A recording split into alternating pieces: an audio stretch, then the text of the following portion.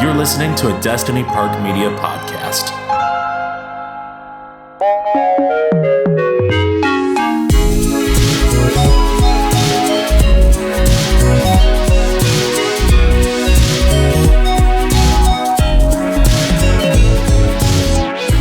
Welcome to the Oculus Slide podcast. Yes. I'm one of your hosts, Mike Jallah, with my main man. I'm one of your hosts, Michael D. Rowland. Yeah. We're in the house and we're here to talk everything nerd culture, counterculture, genre, film, and or TV, and or just media in general. Yeah, we're just going to get real media with it. Yeah. Now, things that we're speaking about used to be counterculture when we were growing up. Back in the day. Yeah, but now it's become like this big popular thing, and the kids kind of took the ball and ran, and I feel like an old man kind of standing still and watching them run, and I'm like, hey, I was a part of that. Yeah. I was there. I was there. Yeah, I was there. Yeah. Yeah, exactly. You go into a FYE, which is a for-your entertainment. Granted, there aren't many of those around anymore. No. I tell you, I wish I could have had the experience that kids growing up now have, because there's like a Godzilla section in the for-your entertainment store. Oh, really? There's a Dragon Ball section. That's There's sick.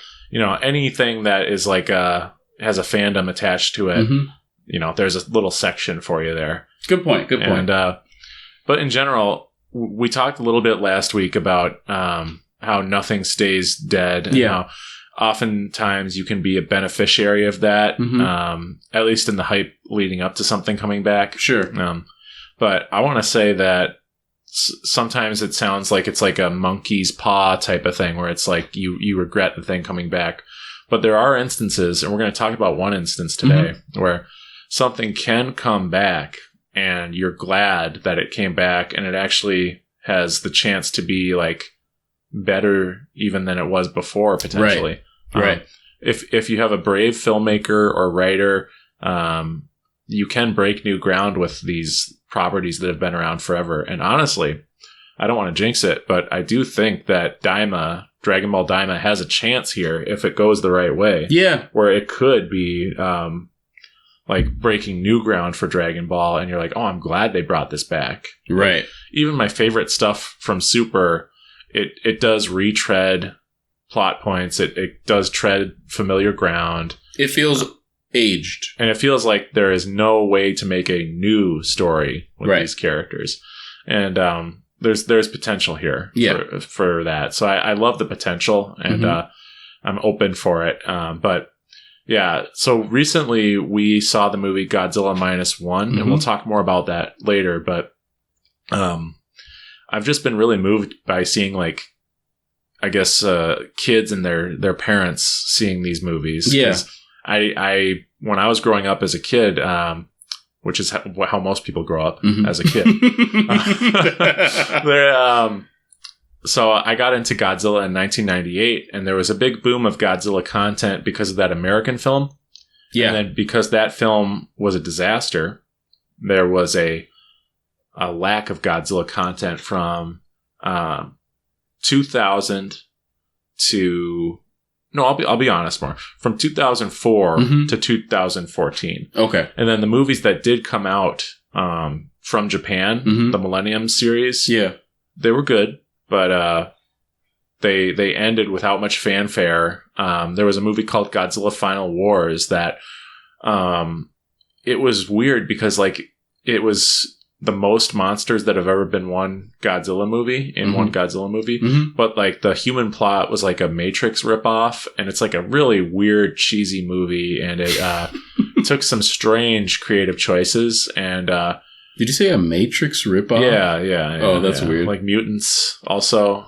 Like, it's a real mess of a movie. We should watch it. It's great to watch with friends. It's a bizarre film. Okay.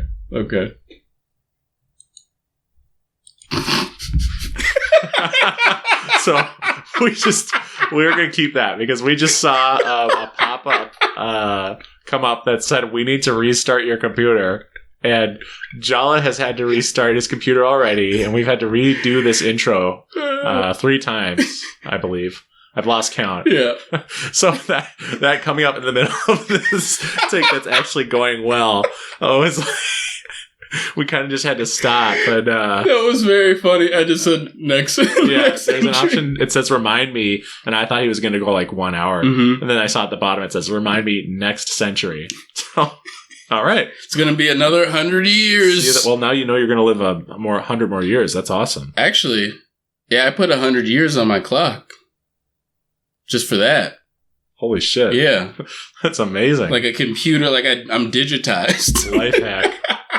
This is like those videos on YouTube that's like the daily routine of the richest people in America. And people then adopt that routine to become rich. Yeah. They live their actions and like, I'm gonna be rich. I'm gonna do that. I'm gonna do that. But anyway, I have no clue what we were talking about. Just that when I was growing up, they put out a really strange Godzilla movie as like. And then they announced there will probably not be any Godzilla movies for 10 years. Like the president. Oh, they made an announcement? Oh, okay. Yeah, the president of Toho said, these movies, we're going to put them on ice for a bit. We're not going to do a Godzilla movie for at least 10 years is what they said. Interesting. And here's the thing. There was a filmmaker or producer named Yoshimitsu Banno who was trying to make a 3D Godzilla movie that would have been like shorter and kind of independent from Toho. He got their permission to use him. Okay. But because he had their permission for the character, he wound up seeking funding from outside sources to try to get the movie done. Okay. And he met with Legendary Pictures to get his movie done. And then they said, hey, can you help us get the rights to Godzilla? And interesting. We'll put out a movie. And so an American movie came out in 2014. That's actually a really good movie overall, I would say. It's not perfect, but it's really good. Okay. And that broke the 10-year hiatus. So without that movie, there may not have been another Godzilla movie for even longer because they had no plans. It was the American movie that broke the 10-year streak. That's so interesting. So that's why I was really hooked on seeing that movie in theaters because I was like, God, I really want to see a Godzilla movie in theaters besides the 1998 one. Right. And there was one day where I was seeing it on a weekday, and I think school was still in session at that point. And I was working a coffee shop job at that point, so hours were not infrequent, but unpredictable. Sure. You get like a weekday off here, right? Maybe a weekend day if you're lucky. But I just wanted to explain why I was there on a weekday. Like, why is he at like 10 a.m. as a high schooler? Yeah, not a high schooler. Sorry, after high school. Got it. So I saw it, and there was a dad and his son there, and we saw a dad and his son at the Minus One premiere. We did. It was like just seemed like it was like a really special thing for them. They were definitely into it, really into it. Yeah. And it just warms my heart that we live in a time where if you're like a fan of these things that used to be so niche and so underground, Godzilla really, it had a hard time finding Godzilla merch in the States for a long time. And sure. It was such a small sub-genre and subgroup of people that if there was a Godzilla fan in your area, the only way you would know about it is because if you went to the comic shop, they'd say, "Oh, that other Godzilla fan got there before you did." Like the other one in this area. The other one. You guys are so annoying, yeah. But nowadays, like Toho, it's weird. Japanese companies seem to care more about the West now than they used to. Okay. Like anime announcements are happening at like New York Comic Con. Yes, you are right. Toho, who did not give a shit about America, realized that, Godzilla is actually in many ways more popular in America than in Japan. It's crazy, but it's 100% true. That's a weird thought, but yeah, that's a weird thought. He's more prevalent here in terms of like, people think of him in the same way they think of like a Mickey Mouse type character. Right. Where you know what he looks like, even though you don't actually have a firm image in your head. Like, it's like porn. You look at, what's that? There's a senator that said, I don't know how to describe porn, but I know it when I see it. So, like, you don't know how to describe it, but it's not the exact guidelines. It's more just you have a general feeling when you see it. That's so funny. Godzilla's like porn to me. Yeah. So they're aligned. That's a normal thing to say. That's going to go on the compilation of our worst moments. Yeah, they're like lines that we said. Yeah, it's like out of context. Yes, out of context. The Akira slide out of context. But so I'm a firm believer in gratitude. Yeah, absolutely. And I'm grateful that we live in a time where I see my big guy, my Godzilla, my favorite. This is my favorite franchise, you know.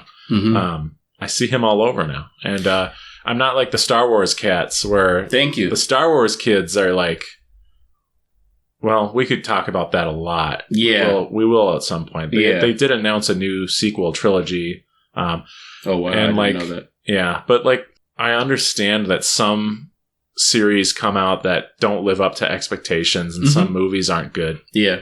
And I just can't imagine devoting so much time to shitting on these things. You know what I mean? Like just giving so much energy. Yeah. Like it's one thing to have a podcast with your buddy and talk about it for an episode. Sure. But there's people who log in every day and go on Reddits and forums and like give really passionate, and I love the passion, but yeah, to give really passionate like dressing downs of like entire productions, and starting to get kind of like protective and angry about Star Wars and like entitled, and I don't know, man. It's weird. It's weird, and I don't even know what Star Wars fans want anymore. I don't think they know. I don't think they know either, too. But like, I think that's a franchise that just needs to be put on ice for a while. For a really long while. Yeah, because like forget about it. It's just not a healthy situation for either side right now. Yeah, you give breathing room. You give people, yearning for that feeling again, rather than being like, this is never right. Every time it comes out, it's never right. Like, yeah.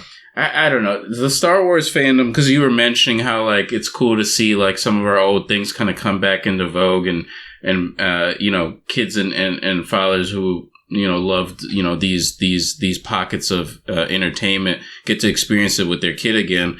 And what I was going to mention was that, people, the only fan base that's really had that continuously throughout their lives has probably been the Star Wars fan base. Yeah. And maybe like a little bit of Star Trek, but mostly Star Wars. Since the 70s, the kids that saw that grew up to be parents, and then they made, but they shared their love of Star Wars with their kids, and those kids became like the super fan. There was definitely a break in Star Wars film, but comics were still coming out, and books, and I think a good example also, besides Star Wars and Star Trek, because those are great examples, is like Batman and Superman. Ooh. Because not all we could talk about how superhero movies became really prevalent from 2008 to 2018 or whatever, and we're sort of going through the post superhero boom. Yeah, we're definitely post. But Batman and Superman are beyond the superhero boom that we're talking about. Yeah, like they've been around forever. Batman TV show, Superman movies, So I think that those two characters are good examples of that. Each generation has a new one that they can watch with the previous generation. Yeah. Their kids or whatever. Yeah, absolutely. Hopefully their kids, not just some random kids. So, hey, you guys like Batman? Hey, kids. Hey, kids, you want to watch Batman? Fuck off. Fuck off, weirdo. I'll go watch it with my friend, thanks. Yeah, that's like that, I forgot his name, that actor who says, how do you do, fellow kids? Actor, how do you do, fellow kids? Steve Buscemi. In 30 Rock. I love Steve. Yeah, he plays an undercover agent who says he specializes in like undercover work at high schools, and it shows him just looking ridiculous and saying, how do you do, fellow kids? That is very funny. I mess with Steve Buscemi. He's great. Oh, he's awesome. Yeah, great actor. But yeah, I think that it's good to have a balanced take on, because we do want original stories to still keep coming out. Definitely do. I think that everyone talks a lot about like, oh, it's only remakes, it's only reboots, and there is some truth to that. Yeah, Hollywood's gotten lazy over the years with that type of thing. Yeah, but I also want to defend writers because there was a writer's strike recently. Good point. And people go, oh, writers are so lazy and stupid. They just do reboots. Ha ha ha. Dude, writers are performing a gig. They're performing a job based on what producers and executives want. Right. The people you complain about are executives and producers, not the writers. Good point. Because what I'm saying is like the people who are doing the reboots and stuff, they're being brought onto those projects and they have to do that reboot. It's not like a writer is sitting in their apartment that they can barely afford and going, I'll do a He-Man reboot. Yeah, I'm gonna rewrite He-Man. That's what and then they go to a studio and says, hey, do you want to make this new He-Man movie? It is the studio says we want a new He-Man movie, and then this person who is a writer and can do it says, I can do this job. I can do it better than anyone else. Yep. Give me a chance. Yep. But the problem is, dude, for these movies, like superhero and comic book movies and stuff, a lot of the time they're made by committee. And it's not like the writer is really in charge of the story. It's more like he's commissioned. Yeah. And he does what he's told, and the movie gets changed a lot from their vision. And so there's a lot of people who are like anti-writer, it sounds like, after that strike, and they say, oh, just do AI, just have AI replace the writers. It's like, yeah, anything written by AI, you immediately can tell because it's the most annoyingly soulless, boring garbage you've ever read. Yeah. Like there's a site I go to for Godzilla news, and they'll post these articles that are so obviously AI. It's like, God, why are you doing this? You just read between the lines. The people who post generative AI stuff, like and like art, and act like they're proud of it and stuff, it's like, yo, what are you doing? Yeah. Like this guy was like taking credit for this Prince portrait that he did in AI. And every time someone complimented it, he'd be like, thank you. Yes, I worked really hard on it. Yes, I put some words in. I gave the best prompts I could. Thank you. Old painting. That will be a thing, by the way. Yeah. Prompter. Ugh. I'm the, senior prompter. Yeah. AI prompter, yeah. I want more original stories. That's why when I hear about a good original new horror movie, I do make an effort to, if I'm not able to see it in theaters, to rent it immediately. And it's important to keep cognizant that if you want original stories, you got to put yourself out there and give them a chance. Yeah, you got to go out and see them, or at least like support them in some type of way. Yep.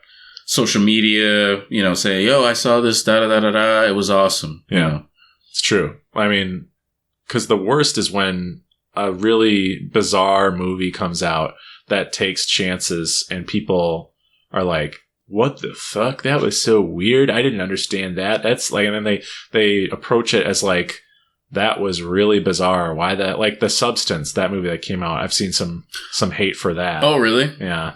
Were you the one telling me that it was really good? I haven't seen it. So if I told you that, then I was a poser. Okay. Somebody told me that it was really good. I've been hearing it's really good, but I've been hearing also some weird criticisms of it. I still have to see it. Sure.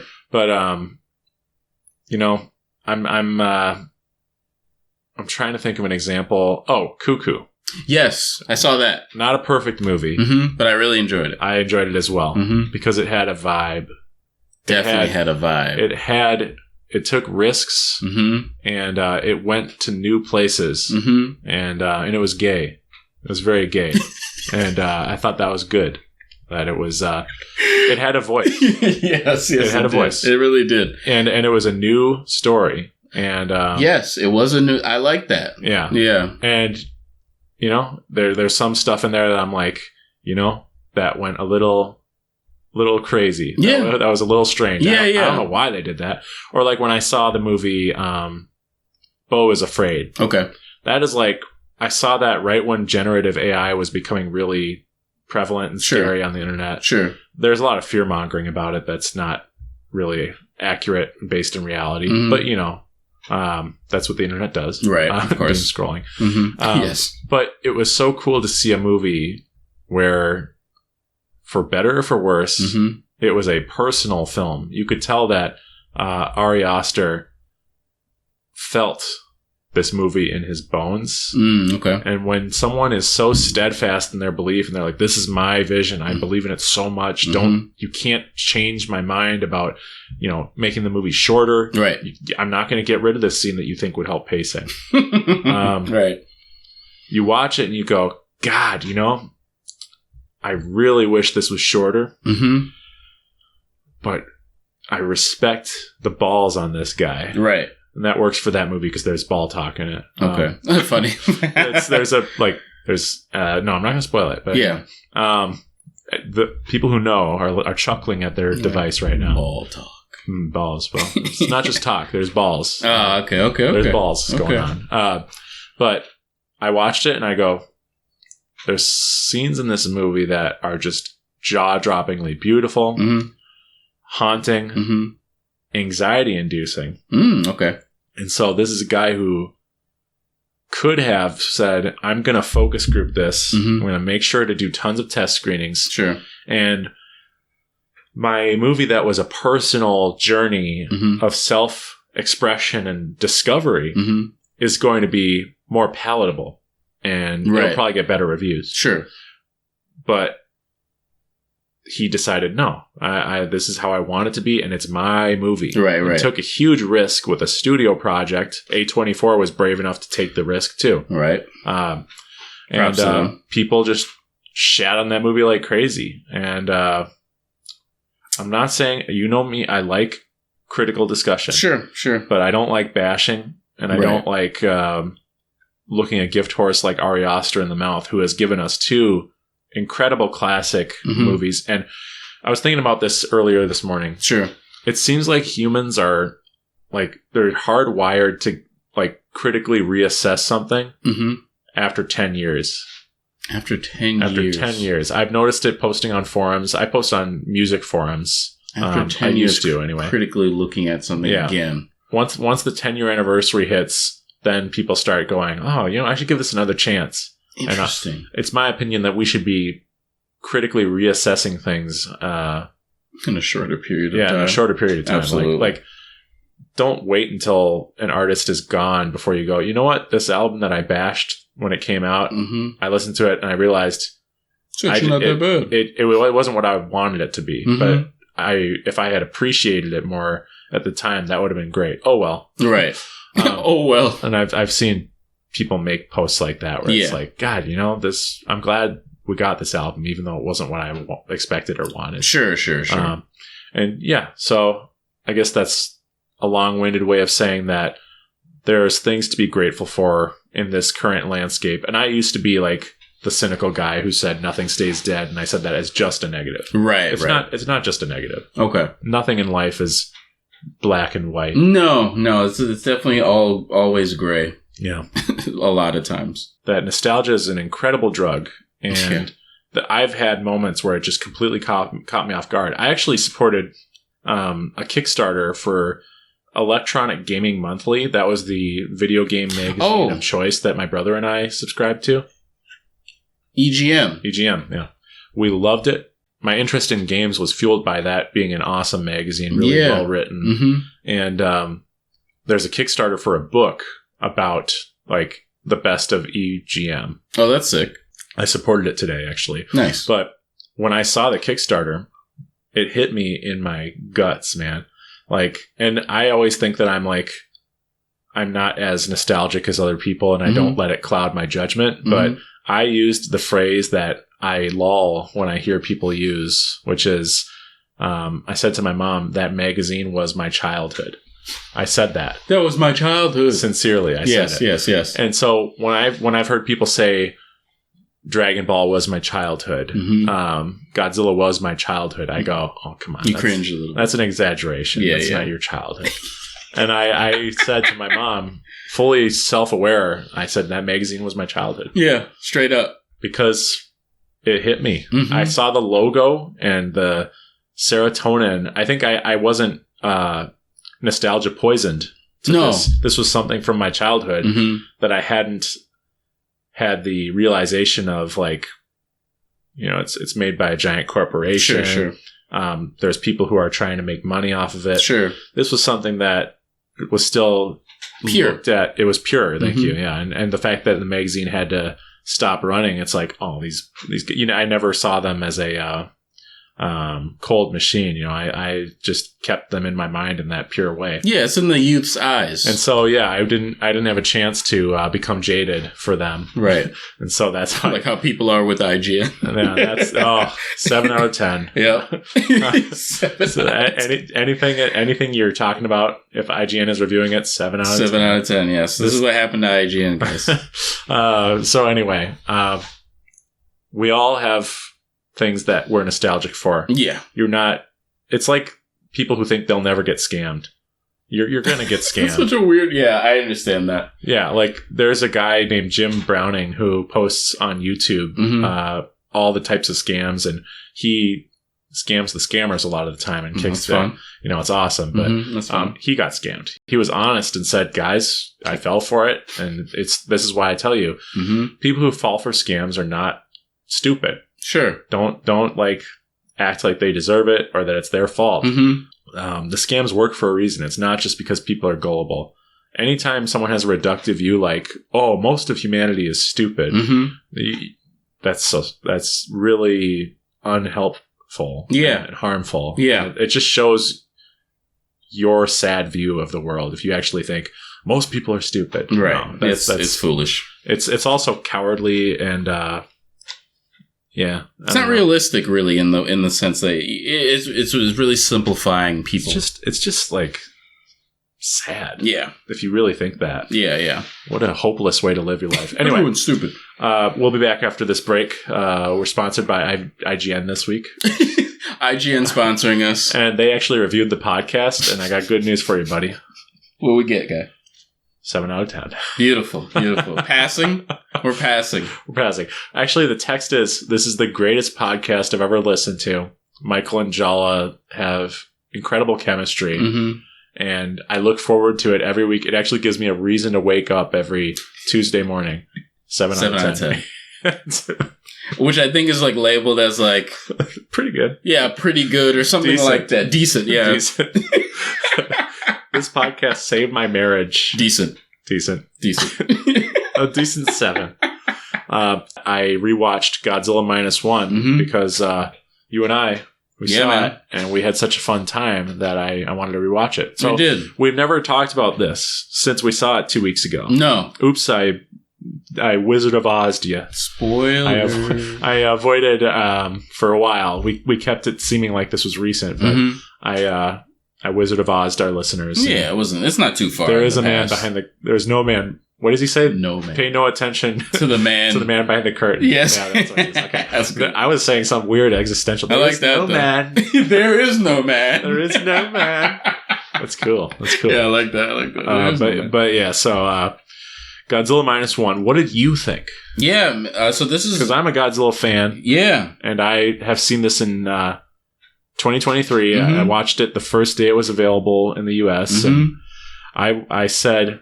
After it was done, I said to Ian, I'm like, man, that was a fucking awesome movie. I don't know if anyone else will like it. Because the screening that Ian and I went to there was like 4 other people there besides us. Oh, interesting. And I was like, holy shit. 4 people. And it was planned to be in theaters for a week. So I said, oh my God, this is going to bomb. I'm so like, this is a bummer because it's like, we watched it and it was like, holy shit. This is good. This is great. Like the effects are phenomenal. The sound mixing is incredible. And I'm like, they made a new Godzilla movie and put all they could into it and it's not doing well. Yeah. And it was just one theater, but I'm like, oh, this is going to flop. Right. Because that stupid Godzilla X Kong muddying the waters. X-Con. Well, yeah. So here's the thing. If something says blank X blank, I am going to say the X. I know that, Hunter, you're supposed to say Hunter. I know that. X. But I think the X sounds cool, especially for Godzilla X Kong. No, it does sound cool, actually, when you say it that way. But, like, some people say you're supposed to say bye for that, right? Like, I don't like that. I don't like that. Godzilla is bye. Godzilla, yeah, I don't like that. Godzilla by Kong. Yeah. No, X is cooler. Yeah, I like. Anyway, so I knew how I felt when I first watched it, and it was so cool that over time, word of mouth was so good that people who weren't interested were like, "Okay, I'll check out this giant lizard." Yeah, and little did we know that it was going to become a Academy Award winner. Yeah, which is amazing. But what did you think of it watching it a year after I had my first impression? Yeah, so this is my first Godzilla movie in theaters. And probably my first Godzilla movie from start to finish. All right. I didn't know. I knew Godzilla like tangentially, like in the Zeitgeist, like how I think maybe probably a lot of people understand. Yeah. Godzilla, like, oh yeah, he's like the big like. He's like Kong, like the big guy that's like destroying a city or something like that. This is. He kind of is also in the Power Ranger, like they had these giant monster. I don't know what connection they have, if they have one at all, but maybe that's just kind of how they would make monsters back then. So practical effect giant monster media is referred to as tokusatsu. Aha, okay. So that's why in the first episode I said that we also talk about tokusatsu. Nice. Nice, very nice. Yes, so you know, as a kid, I've seen that. And then you understand the Godzilla thing because they feel similar to you, you know, whatever. But I'd never seen anything like from start to finish. Sure. I just knew that the character was interesting, was cool. Kind of has like a gimmick, I guess. You know, like you know what I mean. Like, you know, comes to a city, people are pointing and running. This is the generalization of Godzilla. Yes. You could call it a harmful stereotype. Yes. Thank you. Yes. Sort of a reductive. Yes. That you can see as tearing my heart apart as you say. Yes, absolutely. It's like pointing and run. They say it's Godzilla. He's stomping around. Yeah. Yes. Yeah. So that's how I understood him. Mm-hmm. But knowing that it has like a deep fandom, also found out like there's a lot of iterations of the character. Oh yeah. Just through time, you see that he battled a lot of different monsters, creatures, kaiju. Correct. Trying. Daikaiju. Daikaiju, you know what I mean? So I thought it was interesting. And so seeing the movie, Minus One, right? Yep. I really enjoyed it. You know what's cool about that movie is that the storyline I felt like was very straightforward, easy to understand, not lazy, and entertaining still. Yeah. It was almost like nailing like a food, like a simple food dish, like perfectly. I don't know, like maybe like a pizza or something. Like it's not too complicated. You got your sauce, you got your cheese, you have your toppings. Yeah. Can you execute it well enough where it's like, wow, it's a great pizza? You know what I mean? Like, That's what this movie felt like to me. Nice. It's like an easy, like, straightforward, you know, you get the main character, you have a love interest, you have a redemption story. Yeah. Which is easily understandable by the general public. Yeah. Which I think is probably why this movie, like, also, like, was able to do what it did. Mm-hmm. Redemption story, very easy to understand. A great quote-unquote villainous character. He's not really villainous, though. It's just a misunderstood creature. I think it's just that it's just a creature. Like, you know. Yeah, and people kind of put whatever they want onto, like, a giant scary thing. Yeah. I maintain that when they're on Odo Island, it is their own doing that causes Godzilla to attack. Right. I can see that. So obviously it's not the guy's fault that shined the light on him. No. Like, he was just trying to figure out what noises were, what was causing those noises. So he shined a light and, you know, Godzilla shouldn't have hurt that guy.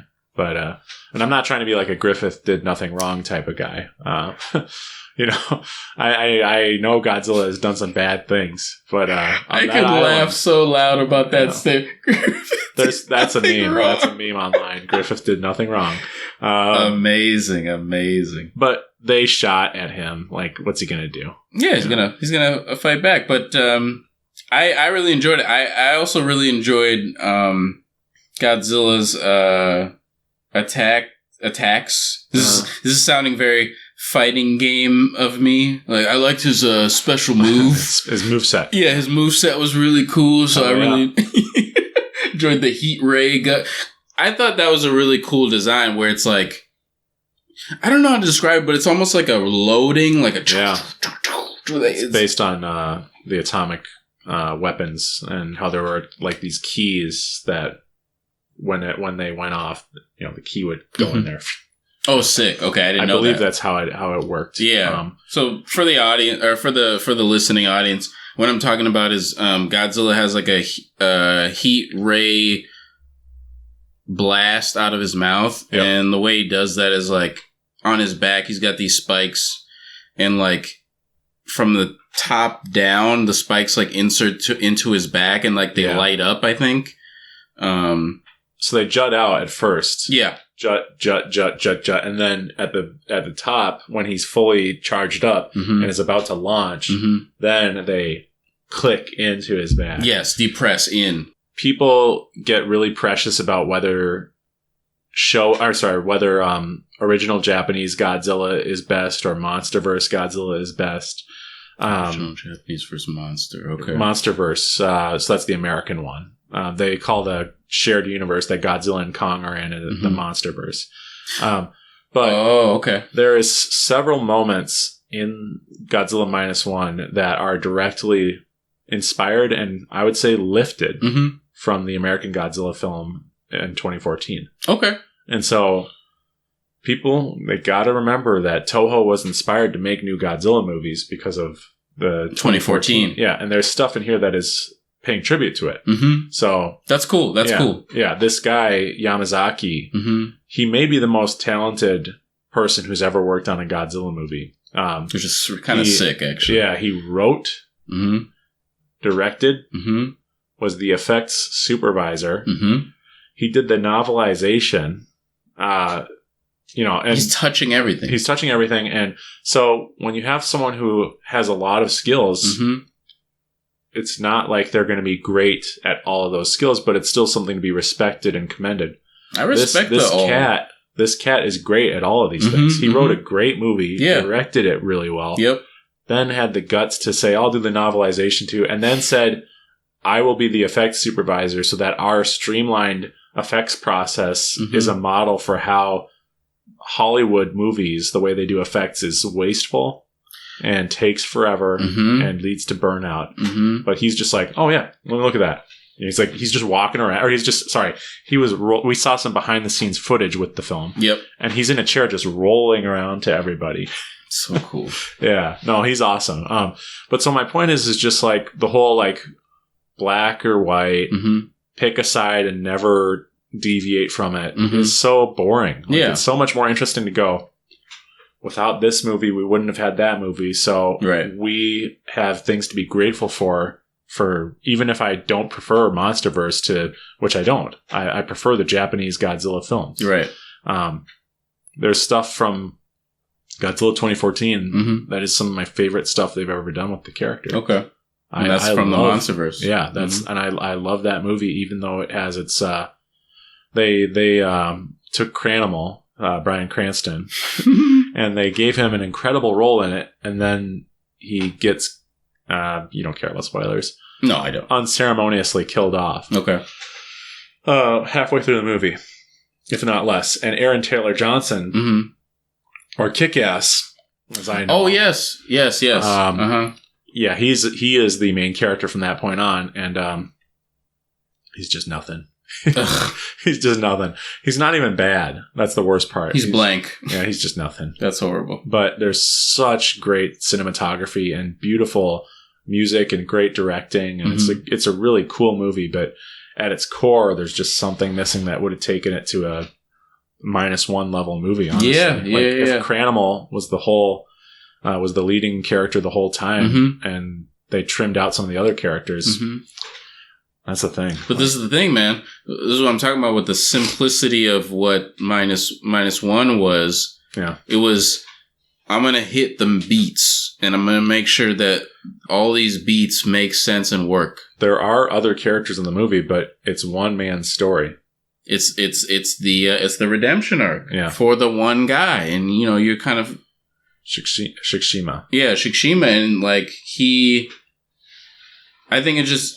Again, executed properly and not overly complicated. No, and they had a really tiny budget, and if you watch the movie, it's paced really well. Where Godzilla shows up every so often. Yeah, he's on screen for very short bursts, but when he's on screen, it's like when there's someone in your friend group that barely ever talks, but when they talk, you listen. Right. When Godzilla's on screen, you see him. He is 100% unimpeachably awesome looking. Right. And you think, God, this is the most realistic Godzilla effect ever. It's so cool. And it's so much better than MonsterVerse Godzilla looks. I hate to say it. But. Yeah.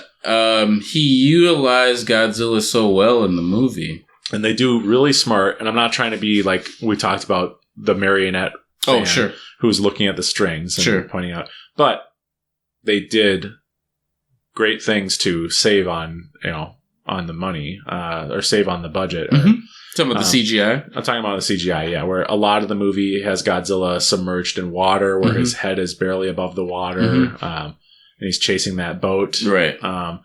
There's only a few scenes where Godzilla is fully visible on land. Sure. And he only does one rampage in the movie. He only shoots his atomic breath 3 times.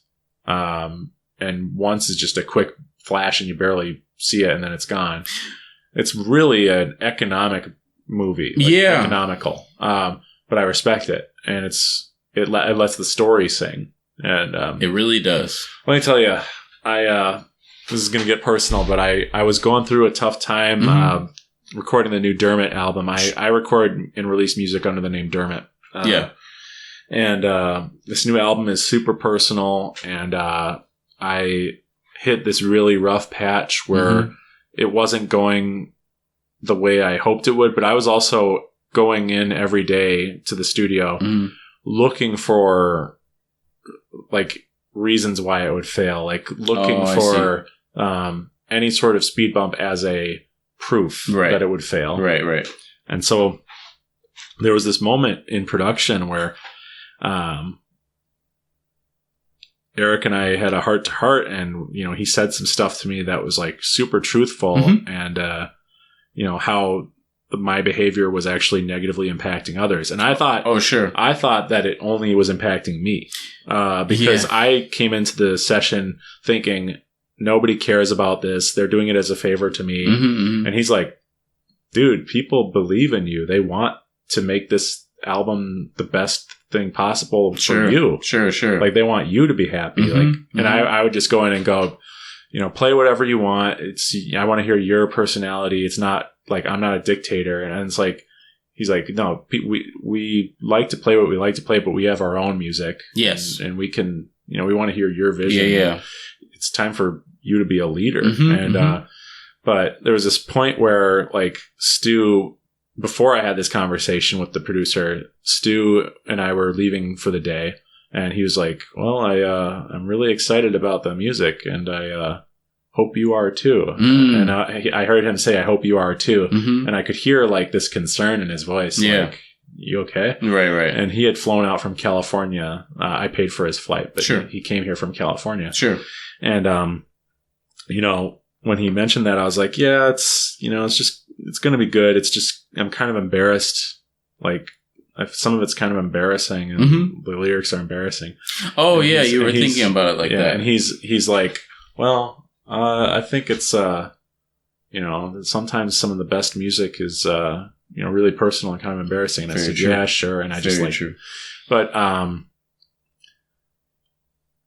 there were these moments where people were trying to reach me during those tough times in the project. Oh, sure. And, in the studio. Yeah. And like people were like, you know, I was like, I guess I was like closed off. Sure. I saw myself, you know, the meme, he's just like me for real. Yes. Shikishima, there's a scene where he has his friends from work over for dinner. Yeah. And they find out that he and his live-in co-parent, but they're not really together yet. Right. They find out that not only are they not married, but he doesn't want those things. And then his daughter, I'm sorry, he's not his daughter, but the girl yes. they you know, through circumstance and tragedy, they start taking care of this kid, Noriko. Yep. And she calls him daddy, and he says, Noriko, I'm not your dad. I told you not to call me that. Yeah. And they're all like really mortified that he said that. I remember Doc, I understand, who's the best character in the movie because of his hair. Yeah, great hair. Fantastic hair. Great guy. He goes, that is truly harmful. I love that line. That's a great line. That's truly harmful. Yeah. But they're still like trying to reach him, and they're like, you know, fate has brought you together, and they're being really progressive for like 1940s Japan. Like, you know, you're a family. It's okay. Like, you can be happy. And he's like, he snaps at them and says, I told you I don't want that. And he is like, they're all super like depressed, nervous, uncomfortable. They don't know what is wrong with him.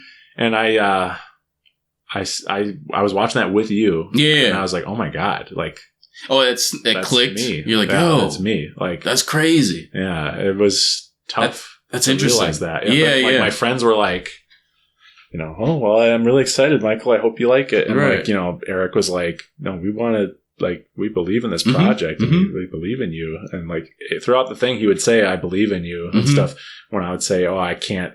Right, I can't get that, or I whatever. Can't hit that note. Right. It's just so yeah. It's a movie that I rewatched after I saw it with you, because I'm like, there's stuff in there. There's stuff in there for me to process what I've been through and come out the other side. And it's helped a lot. Like, that's dope. Yeah. No, I've been going back to therapy to work on like the feelings of doubt I have when doing creative stuff.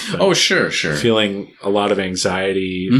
Like, I'm really good during the planning stage of an idea. Sure. The demo stage. Sure. Yeah. That's the fun. And then execution. It can be difficult for my mental health. Ain't it the truth? And like, I just get overcome with not just doubt, but like some sort of cosmic and kind of almost arrogant belief that like the universe is telling me not to do it, and I'm not meant to do this. Oh, sure. And then once I cancel the thing and stop doing it, then usually a few days later or a few weeks later, I'm like, oh man, I wish I was still doing that.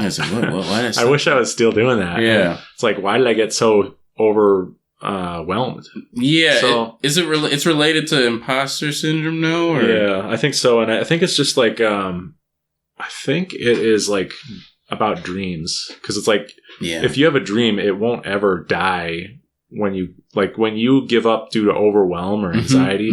The dream still lives. It does. That's the deep thing. Inside. And so like, I realized like, oh, this is like almost like a trauma response, because I just I'm scared of canceling it. So then I'm like, oh, I'll just cancel it. Right. Because there's so much when you open yourself up to creative participation and collaboration. Yeah. There's so much that is not in your control. And if you have a desire to control, because I have like obsessive compulsive tendencies. Sure. A lot of that is rooted in wanting control. Yeah. And the best way to get control, and if you think that nobody cares, then the best way to get control is just cancel it. Right. It's like, nobody cares. Yeah. So now it's in your control and you can do what you want. And now I don't have to be stressed by having to record at 7:30 p.m. Right. That's like, well, now I guess I also realized it's rooted in an addiction. It's rooted in my cell phone dopamine addiction. Because I feel that way mostly when I'm laying on the couch staring at my phone. Okay. Not doing anything. I go... the feelings? I'm going to have to record later. I'm going to have to practice. Interesting. Anyway. Tangentially. Yeah. But, so I that character spoke... Well, his actions spoke to you in that scene. Yeah. And it was... I got to see myself up there. From the outside. Yeah. It's interesting seeing that. It's sad. Yeah, it's really sad. Yeah, but the beauty of it, like even in the movie and in real life, is that you can flip the switch on it. Yep. You can change it. You can rise to the occasion, as you will. It's ultimately up to you. It's ultimately, I think, positive self-talk and affirmations and just focusing on the wins. Yeah, absolutely. Those things help get you far. So I think my experience with the movie, I think, was just was super solid. I really enjoyed it. I see why it won. The CGI was so well done that it was hard to even know that it was CGI to even begin with. There's one shot that just is real. Like you literally can't convince me it's not real. It's the shot where he's in the water and they shot a bomb or mine into his mouth. Go watch that. That is a physical, corporal... Is that a word? Something. It's a physical being that I guarantee you it existed, even though I know it didn't. Of course. But it's like, in my brain, I look at that and go, that's real. But that's the best... That's the thing that I'm looking for in media, is that make me believe it. Yeah. I mean, you don't even have to suspend your disbelief too much for that scene. No. The scene where he's chasing the boat, it's hard to pick a favorite scene in the movie. I think my favorite scene is probably when he's chasing the boat, but could also be the attack on Ginza, just because that is just so brutal. And I really love the movie. The second time I saw it with my mom. And she is not like a huge Godzilla fan. Sure. But she... When Godzilla shows up in Ginza, and then it shows that his wife, or sorry, not his wife, so used to these... I know, it's traditional, roles, but yeah. But when she is on the train, my mom goes, "Oh no." She said that out loud. That was cute. Yeah, and she was so sad. She cried several times at the movie. Oh, did she? Yeah, she loved it. Yeah, no, I was glad. That's great that she loved it. It translated with her too. Yeah, -1, mom approved. Yeah. Well, I do feel like it has Western DNA in the fact that it's like inspired by Spielberg, which...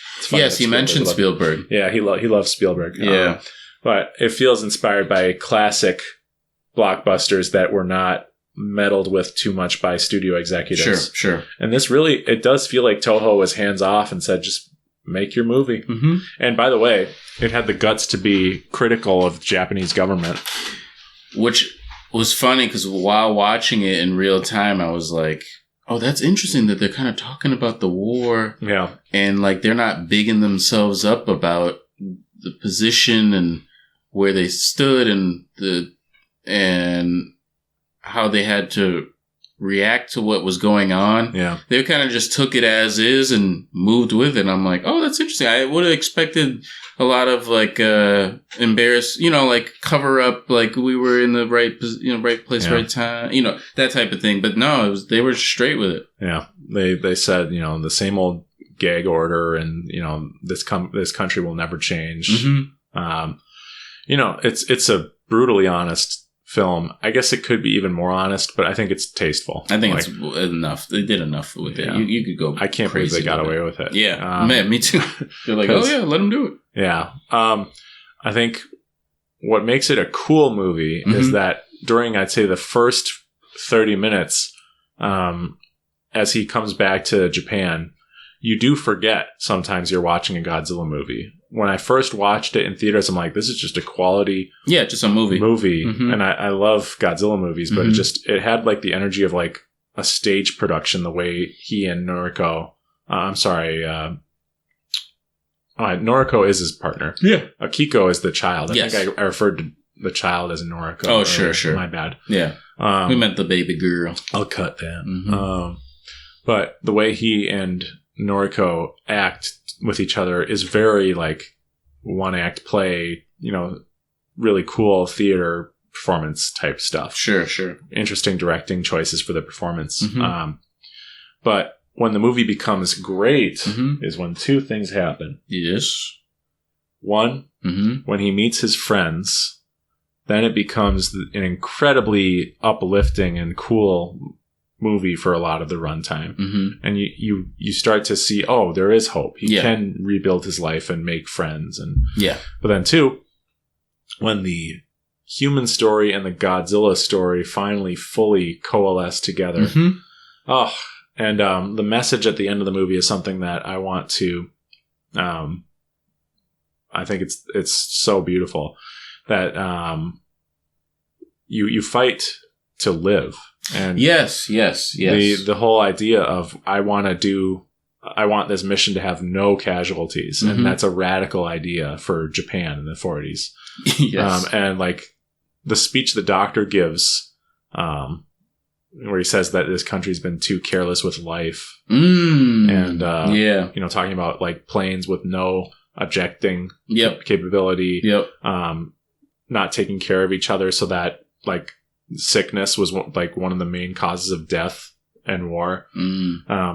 Just a great speech, and really nice. And it's just a wonderful movie. I love that it has a really hopeful message that we should live, and that it's also about forgiveness, and he is able to forgive himself, and then he is forgiven by the guy at the naval base that Godzilla destroys. He's even forgiven by him. And I honestly, when I first watched it, I was so shocked. I really didn't think he would forgive him. And so to see him tell him that there's a ejector seat and say live.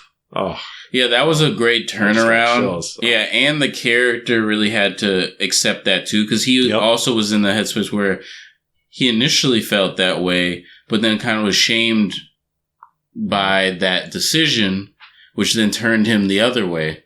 Everyone changed their mind. Like even his neighbor who said, if you had died, maybe my kids she did say that. If you had died, maybe my children would still be here. She did say that. I remember that. But everyone just said, we want you to live, man. And, people organize, come together, and, the government is fucked up a lot of the time. And up its own ass. And, the message. I love that the U.S. doesn't do anything. They just go, well, good luck, Japan. Broaden your defense forces or whatever. And meanwhile, their military might has been completely destroyed by the United States. Good luck. And we don't want to step on the Soviet Union's toes. So, good point. So they just go, well, we'll do nothing. Right. We'll have you guys deal with it. It's super realistic. Like that's what I love about the movie is I immerse in it, and I think this is what would have happened. Yeah, absolutely. There's no stretching of like, maybe the government would do this. Right. And just anyway. Yes. I follow you. Yeah. I'm glad you liked it. Yeah. I thought it was great. Glad we saw it. And when it came out in 2023, I was really busy with working on new Dermot stuff. Sure. There was some stuff going on in my personal life where I couldn't really focus on it all that well. And I was able to keep focus for that first watch, but seeing it again, I'm like, I don't know. Which is nice. So busy. Yeah. Definitely a recommend. I think it's on streaming actually now. You can just watch straight. It's on all the streaming. You can rent it, or it's on Netflix right now. Yep. And Minus Color is too, which I've never seen. Minus Color. It's black and white. It's a black and white version of the film since it takes place in the 40s. Dope. Yeah, but so it's weird. I haven't seen one bad review of it, but I hate the concept because to me, the way the film is lit and the way the colors are conveyed is beautiful. It's one of my favorite parts of the movie. The color scheme of the whole thing. I like that too, actually. And I just can't imagine that certain scenes like Odo Island in black and white just seems like it would be a dark nightmare to watch. Yeah. And I've seen snippets of it and I hate it. So similar to the game that I played,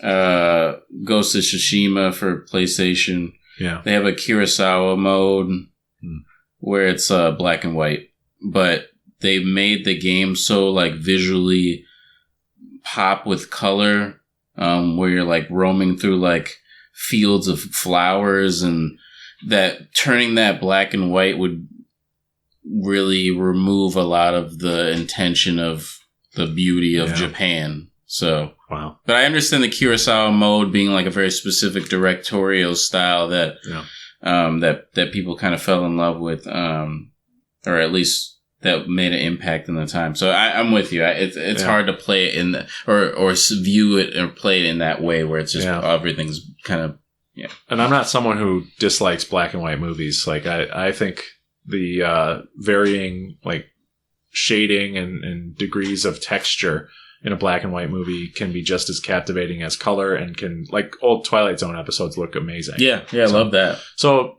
it's not that. Yeah. I just think that the film was shot on color and they're being cute. Yes. Not trying to be dismissive. No. It is cute though. Like, to be like, it's from the 40s. We'll do a black and white. It is cute. Yeah. And I think the people who wanted a black and white version will like the black and white version because they're getting what they wanted. Right. I have a hard time believing that it really does make the movie better, like some people say. But better. I'll watch it someday. Sure. I will watch it because I clearly am infatuated with the movie, and I'm gonna look for a new experience any way I can have it with this movie. See it at all angles. So that was our discussion on Godzilla Minus One, and thank you so much for listening. You can check out the podcast on Instagram, on various socials. Make sure to rate and review the podcast on Apple Podcasts and on Spotify. It really helps us pop up in the algorithm. Yep. But until then, we'll slide you later. Slide you later. Akira.